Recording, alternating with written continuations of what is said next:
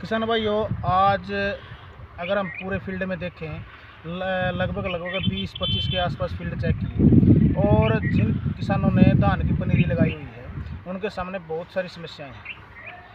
हर एक फील्ड में कोई ना कोई समस्या देखने को मिली। आज भी मैं अभी भी एक धान की पनीरी के पास हूँ। धान में पीलापन मेन मुख्य कारण है कि धान में पीलापन क्यों आया हुआ है, या जो पनीरी हो ग्रोथ क्यों नहीं, मतलब बढ़वार क्यों नहीं है। ऐसे बहुत सारे क्वेश्चन, बहुत सारे प्रश्न किसानों के हैं। तो हम लंबी वीडियो ना बनाते हुए छोटी सी वीडियो की, पहली बात तो पीलेपन के कारण क्या है। किसान भाई, पीलेपन के बहुत सारे कारण हैं धान की पनीरी के अंदर। जैसे सबसे पहले हम बात मानते हैं कि अगर कीड़ा या दीमक का आक्रमण अगर हमारे खेत की जो जहाँ में पनीरी बिजाई हुई है उसके अंदर है तो पीलापन आएगा।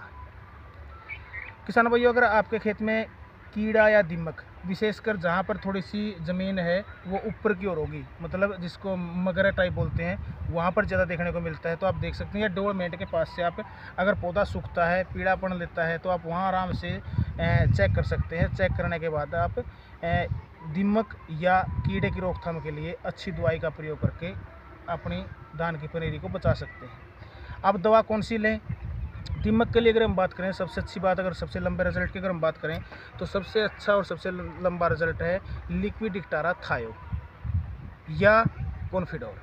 इसको आप मिट्टी में मिलाकर जब पानी पनीरी के अंदर भरें तो उस समय आप इसको डाल सकते हैं।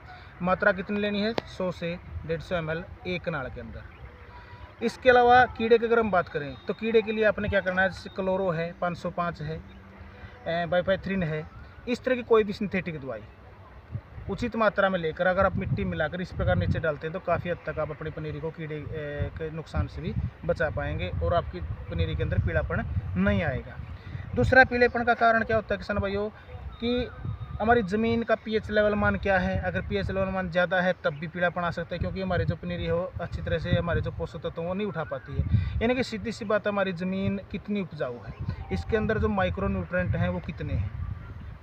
अगर सूक्ष्म पोषक तत्वों की कमी है तो पनीरी, तब भी हमारी पनीरी पीलापन लेगी। इसके लिए आपने क्या करना है, अगर आपके खेत में कीड़े या दीमक का आक्रमण नहीं है, आपने चेक कर लिया है और उसके बाद यदि पीलापन है, तो आपने थोड़ा थोड़ा तो यूरिया स्टार्ट करना है कि यूरिया इसके अंदर शाम के टाइम पर यूरिया दें, क्योंकि यूरिया नाइट्रोजन सबसे ज़रूरी पोषक तत्व होता है धान के लिए भी, किसी भी फसल के लिए।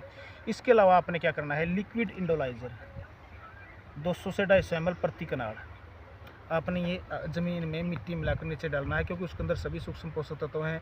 जैसे कि हम बात करें manganese, magnesium, boron, sulphur, zinc, सभी उचित मात्रा में है। तो यूरिया के साथ आप मिलाकर लिक्विड इंडोलाइजर 200 से 250 ml प्रति एकड़ आपने अपनी एक कनाल की जो पनीरी है उसके अंदर आपने डाल देना है। इसके अलावा अगर जड़ों में कोई दिक्कत है, जैसे फंगस है, जड़ें काली पड़ी हुई हैं, तब आपने क्या करना है, स्प्रिंट 100 से 150 ग्राम प्रति कनाल आपने स्प्रिंट नीचे डालना है। किसान भाई, ये सब अगर हम नीचे डालेंगे तो जो हमारी स्प्रिंट से जड़ें साफ़ होंगी और जो इंडोलाइजर हमने दिया है तो उससे पोषक तत्व पौधे को मिलेगा, तो धान के अंदर पीलापन नहीं आएगा।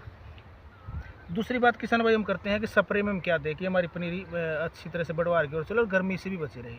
स्प्रे के अंदर आपने जिंक बेस्ड फंगीसाइड लेना है। जिंक बेस्ड फंगीसाइड, जैसे हम बात करते हैं इंडोफिल कंपनी का जेडेटेंत्र है या अवतार है। इसके अलावा कुछ किसानों को जेडेटेंत्र या अवतार जहां उपलब्ध नहीं हो पाता, वो बायर का इंट्राकोल ले सकते हैं। तो वो भी आप स्प्रे के अंदर 100 ग्राम प्रति टंकी के अंदर डालें।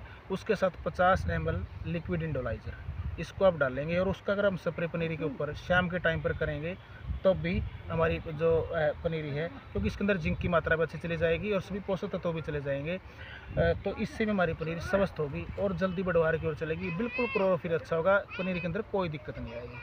तो किसान भैया, हमने बात की कि धान की जो पनीरी है उसके अंदर जो पीलापन लगातार आने लग रहा है, वो उसका कारण क्या है? गर्मी अधिक है, टेम्परेचर अधिक है, कहीं पानी अच्छे नहीं है, तो कहीं ज़मीन उपजाऊ नहीं है, कहीं दीमक का अटैक है आक्रमण, कहीं कीड़े ने आक्रमण शुरू कर दिया है।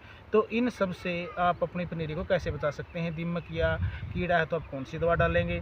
अगर सूक्ष्म पोषक तत्वों की कमी है तो आपने क्या डालना है इसके ऊपर? हाँ, कुछ किसानों के क्वेश्चन है कि क्या हम डीएपी डाल सकते हैं? आप डीएपी डाल सकते हैं, थोड़ी मात्रा में डीएपी डाल सकते हैं, लेकिन एक बार डीएपी डालना करना, बार बार आपने DAP पनीरी के अंदर नहीं डालना है।